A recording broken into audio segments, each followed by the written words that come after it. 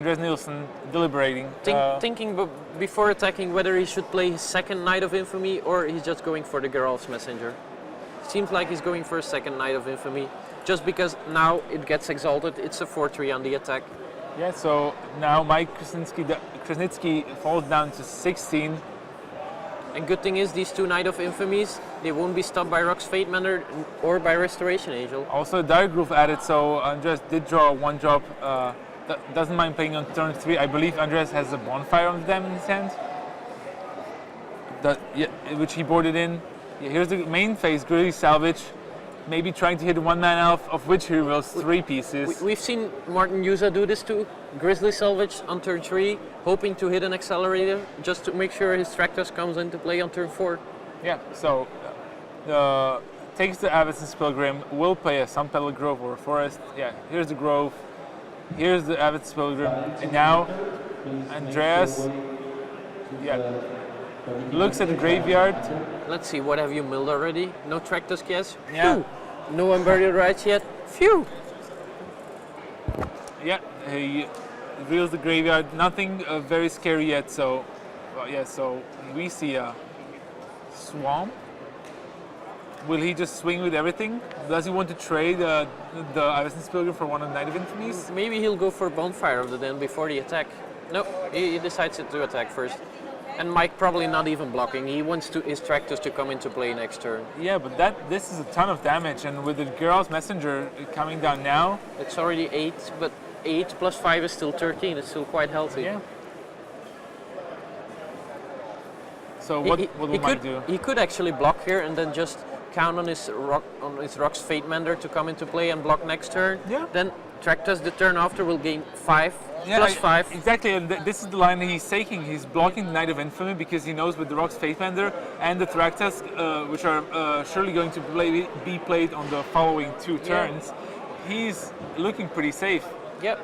Here's the Geralf's Messenger, Mike down to 10. What we know is that Andreas next turn he's gonna play a land and he's gonna Bonfire for 2. If Mike decides to block the Geralf's Messenger, his Rock's Fate Mender is dying. Yeah. And he'll also attack with his Knight of Infamy because it has protection from white. Yeah. So it cannot be stopped with there we go. Fate Mender. Play a Swamp. Just attack. Attack. With everything. Now we see he knowing what Andreas has in his hand, we know it's ideal to block the Diregraph Ghoul. Mike doesn't know that. He's blocking the 3-2, but losing his Fate Mender now. Yeah, we'll gain 2 life back after the attack, but now Bonfire for 2. There we so go. Mike down to 8 again, and the Rock's Fate Mender hitting the bin. Mike going to 8. But Mike going to 8, but 8 plus 5 is? Actually it's a 6 because... Oh yeah, 2 from the Bonfire. 2 from the Bonfire as well, yeah. So Andreas maybe looking to draw a Falconrot Aristocrat here. Yeah, or a Hellride. Oh, he doesn't have double red. He doesn't have double red, yeah, so... Here we go. Yeah, here's the Tractus. Tractus number 13 in top 8 for Mike. Yeah, indeed. So Andreas quickly draws his card. Looking for Aristocrat. Maybe Falconrot Aristocrat, maybe something else as well. 2 cards. Seems to be... Yeah, attacks with Geralf's Messenger. Exalted, so that's 4. But Mike doesn't block here. He's got Restoration Angel. He knows he's been doing this all tournament long. No way I'm blocking. I'm going down to 7. He has to risk it at this point. Only a Diregraph Ghoul in Andreas Nielsen's hand as well as a Cavern. So he would have the double red for Hellrider now. Hellrider or Thundermaw, Hellkite. Yeah. Here we go. So Healer, Angel, 2 lands, 3 lands, and Mike Krasnitsky's hand. Playing the Restoration Angel could be quite risky here. Knowing, but maybe against such an open. He just attacks and. But he probably has to go for it. Andreas doesn't think about blocking.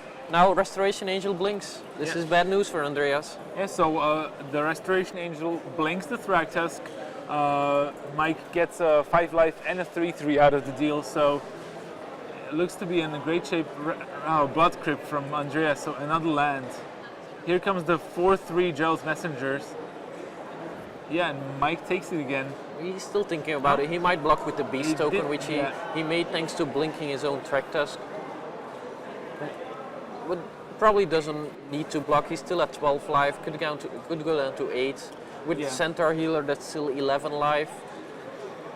Yeah, Mike Krasnitsky's problem now is that the fact that he does have life gain, but he doesn't have any way to basically put the match beyond reach.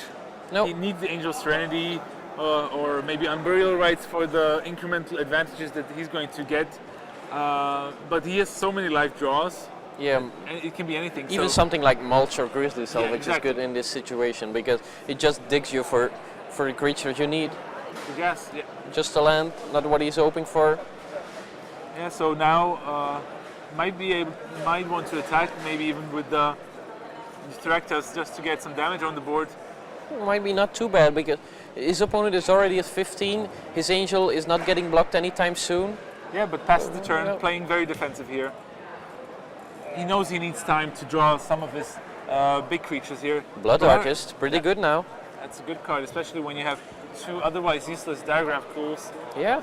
so you can get a little bit more out of them. Blood Artist is being very good against the human reanimator, but even in this matchup, it seemed to be very good. Yeah.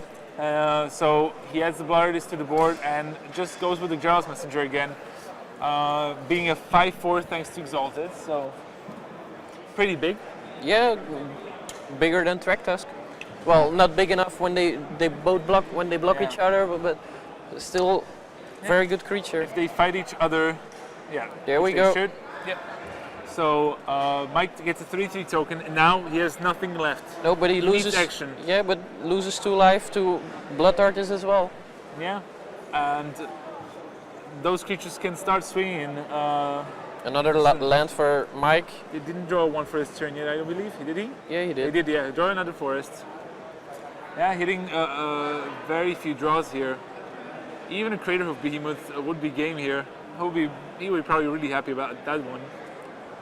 Andreas doesn't have a lot, and neither. Like Yeah. he's got the Knight of Infamy, which could be attacking, but then Mike is just blocking with the Beast. He just wants to keep his Knight of Infamy to get through with some damage when these white creatures are the only one left on the board. Yeah, that's the problem with Andreas' board right now. The diagram schools are too small, and his Knight of Infamy is It's not, too crucial to throw away. Well, Or he still not. goes for it. Needs to get rid of the Beast token. Yep, block with the Beast. Yeah, they trade. Mike down to 9 now. Andreas has a lot of outs. And he Yeah, can but- draw. So does Mike. Yep. Basically, Yeah, what's turn. what Centaur Centaur Healer, Healer. not bad. Yeah, now actually Mike could start attacking with his Restoration Angel Yeah, correct. to start pinging on the life totals of Andreas, because if he just keeps sitting back, he won't achieve anything. Nope.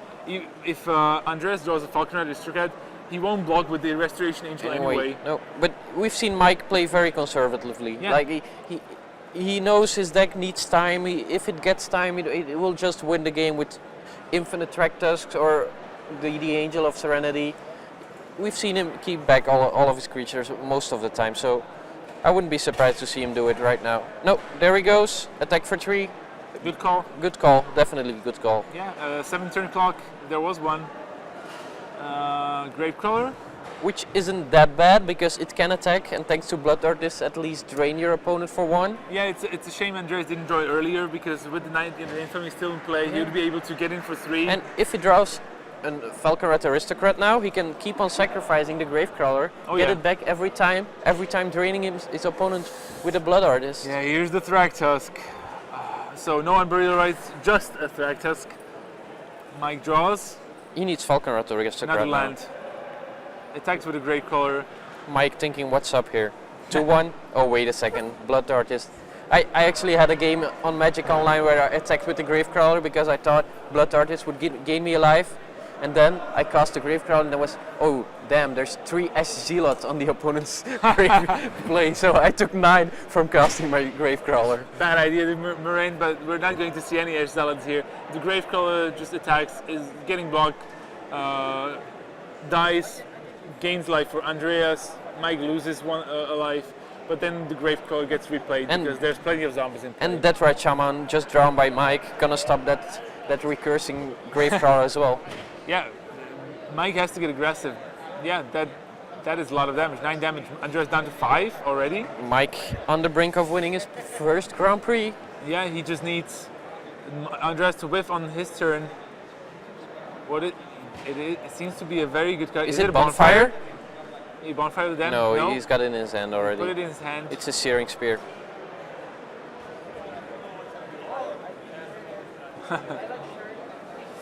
Will that searing spear help him though? Yeah, here comes the grave crawler. Andreas Nielsen very close to defeat here unless he... Mike blocking here, just saving himself 2 damage. Well, 1 if you figure in, if you take into account the Blood Artist. The grave crawler cannot block anyway. No. So here we have the final few turns here of GP Verona. Can Mike turn it into a win? Can Andreas turn it over and maybe draw a Miracle Bonfire? Miracle Bonfire. We've seen Miracles win a Pro Tour before. Oh yeah. But it's definitely the card he needs here. Even Falkenrath Aristocrat isn't going to save him now. With the Deathrite Shaman being able to remove the Grave Crawler, should it want to come back again. Oh yeah. Yeah, Andreas thinking about what he wants to do. What's the plan? The plan is to stay alive and hope to miracle. Yeah. Searing Spear is gonna kill probably the Deathrite Shaman or maybe the Track Tusk, just to give him some more time, give him another draw. Maybe if Andreas draws a Falconer Aristocrat, maybe he can gain enough life through replaying the Gravecrawler to stay alive, maybe for an extra turn. Yeah, that's a possibility. He has a ton of lands, so could happen.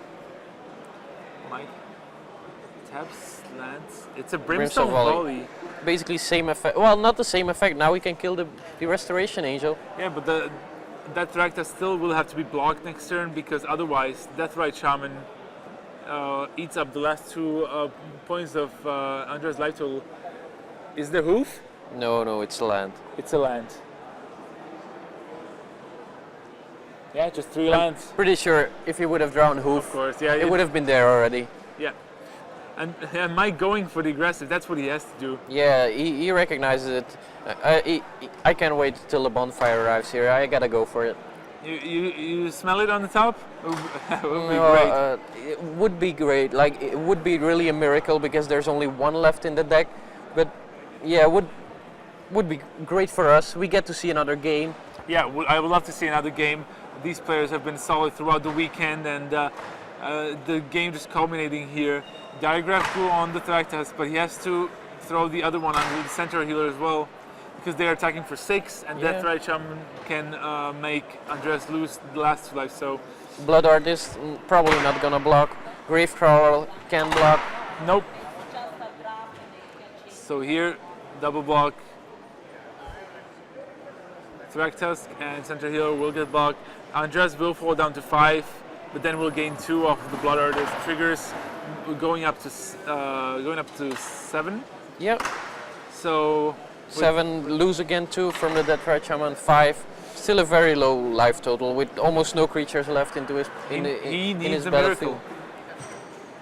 So all of those in the chat box in favor of a miracle now. Shout. Please type it in chat if you want to see a miracle and 1 more game. Just say miracle, all caps. There we go. Miracle? No, Rakdos Charm. No miracle there. Not exactly what he needed now. Yeah. Looking at it, can this save me? Yeah, no, it can't. He could deal 4 damage to Mike. Put him at 8, not enough. Attack with the Gravecrawler. So close. Yet so far, is this it? Andreas doesn't look like the type of person who will give up just like that, but the writing is on the wall. Gravecrawler attacks again. He tries for the attack there. Yeah, Mike take 2. I'm not blocking with my Deathrite Shaman. Down to 10. It's Mike is about to win. I feel. Will the Ukraine take home their first GP title? Andreas having a very good read of that Rakdos Charm. Does it say win the game? Does it say maybe kill all the creatures of my opponent? No, it doesn't. 2 mana? It says remove the graveyard. It says deal 4 to, deal X, where X is the amount of creature he has. Deathrite Shaman activation. Get rid of one of your sorceries, please. Maybe even a creature. go up to 12 life. Yeah. Remove my own graveyard. Yeah, it does seem that he decides to exile his own graveyard. Just to make sure that that right shaman doesn't, the ability fizzles. Yeah. But now facing on 7 life. Yep. Facing down lethal. Is there a hoof? It doesn't. It's not even needed. Just I attack know. for 6. That hard shaman can even attack. But there's still one card in It would Andreas. be a very fitting finish, but a regular attack might just. There we there's the handshake. Mike Krasnitsky takes the game and the match. The Russians and Ukrainians go wild. They're so happy, roaring in the room. Mike Krasnitsky takes home the title, an unexpected winner, and again, an expected deck. You suggested it would happen, and also the hoof takes down the second standard GP in a row here in Europe. Yeah, it does. And Brad Nelson, he told everyone, this is the deck you should play at the coming GP. If you want to win, just play this deck. Mike, he listened to Brad Nelson. Yeah. Definitely paid off. There's Misha. Fair taking his hand. That's brilliant. You can see the players really holding together. Mike Krasnitsky is their hometown hero. They did chant Misha, Misha, Misha when he was playing in the semis. It did prove to be enough, and Mike Krasnitsky is the Magic the Gathering Grand Prix Verona 2013 champion and takes home the title. And I predicted it. You predicted it. Let's not forget it. Junk Reanimator, hats off to you, Marijn. Thank you very much. You managed to guess the right deck for this format, and it takes down the GP and the title. Yeah. Yeah. It's well done. Well, great magic. Oh yeah, Great magic. that was great. Like, standard, you're never out of the woods. You can come back. Even we saw blue, white, red coming back thanks to Harvest Pyre. Yeah. We saw this deck coming back to multiple Track Tusk. We saw Human Reanimator comboing as soon as turn 4. We saw Blistering Zoo killing thanks to all of the wolves he was making, thanks to his mayor. Yeah, there you have it. Mike Krasnitsky with his trophy Track Tusk, and his Behemoth. special altered track tusk, bearing the Lion King theme there. There's the title and the pictures. A great winner here at GP Verona. Great success for the Ukraine taking home the title. Country I didn't expect to see a big showing this weekend. I'm actually surprised the guys made it all the way here. Yeah, they did. They certainly had a reason to. Oh yeah, They're gonna be partying tonight. it was all worth it for Mike Krasnitsky to win. Wow, great magic. And we're getting Mike in the booth for a quick interview. Yeah, let's hear what he's got to say. Yeah, I wonder if he just picked apart Brad Nelson's article and chose to run that on his device. Or maybe he was playtesting this himself at Magic Online. Maybe he was the one, because deck designer, he didn't put Brad Nelson. He put a certain guy called V. Sazarov. I will definitely ask him out about that one. Let's see what he's up to. Yeah, and for those of you at home, don't go anywhere. We get Mike Krasnitsky coming back into the booth to talk with us a little bit about what his experience was, and and I want to find out what his thinking was the deck and who the deck designer is. Yep. Is it Brett Nelson, or is it someone else? Yeah. So we have Mike. Mike is mic'd up. There he is. Our Pro Tour Grand Prix champion. Grand Prix at least. Come in the middle so people see you. Okay. Yeah. Maybe a little lower. There you go. Okay, go away, Marijn. Thank you very much. The GP winner needs his seat. Hi, Mike. Great win, congratulations, well done. It was great seeing you run through the tournament because it seemed very easy from our perspective. It never seemed you didn't have the game under control. And it just even against Samuel Estrati where you lost the game 2, it still seemed you had a lot going for you. How did you come and playing this deck? Just before tournament, I want to play a Human Reanimator deck. Okay. But then, 2 days before tournament, I think, my reanimator deck is not really stable or I really bad with it, so I decided to play UR control. Okay. Then one day before tournament, I read Brad Nelson's article. Okay. He said that if you want to be a star at Grand Prix, you should take junk reanimator. I said, okay, I want to be a star. And Yeah. Brad Nelson, he can't lie, it's obvious. yeah? I take this deck and I don't regret at all. Yeah, Brad Nelson, a big proponent of the deck from even before Gatecrash was there. It won Grand Prix Bochum in the winter. Were you maybe did only Brad Nelson convince you, or was it just maybe also you really liked all the cards in the deck? Also, I read Russian forum, Okay. Top the Crew, and read articles from Vasily Sasorov. He described this deck. He show his knowledge, his experience how to play it. So when I read a lot of commentaries from him and adding this article from Brad Nelson, it was a clear decision. It's not really my type of deck, as I thought before the tournament. Yes, Right. I thought I'd like to play controls, but now I think I love this mid-range with combos. Yeah, works great well. So Vasily Sasorov there, a knowledgeable guy, and he kind of reinforced the sense that you want to play this deck. Something like this. Yeah. Okay. So now you've qualified for San Diego. Will you go? Sure. And how much are you looking forward to playing on the Pro Tour? Have you played on the Pro Tour before? Yes, if Worlds count as Pro Tour, Yes. I was on 2 Worlds. 2 Worlds. Okay. So, but the first like pure Pro Tour for you in the United States, playing Block Constructed. So maybe Vasily Sasorov can help you there with a deck choice. I hope so. And will you be joining up with the Russian PDQ winners? Sure. So we are big friends. You guys are friends, and Sure. you stay together, and you test together. Yeah. So maybe give a Lux shout. together. Yeah, maybe give a shout out to some of your friends who came here to support you. Who came with you? I have to thank so many friends because all of them helped me, and it's really hard to tell who helped the best. But I think I can mention Alexander Onosov and Oleg Plisov. They're my teammates.